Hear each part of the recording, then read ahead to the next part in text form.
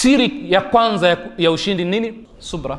Na wala usichukulie ushindi kwenye vita tu, ushindi katika kile tulichokizungumza katika sunnatu at-tadafu, kwenye afya yako, maradhi uliokuwa nayo, katika ilmu, katika kutafuta uchumi wako. Umeelewana? Kuna wengine vile vile katika kuoa, akiambiwa kwamba subiri bwana, binti huyu mwaka mmoja tu anamaliza shule, mimi siwezi tena bwana, siwezi.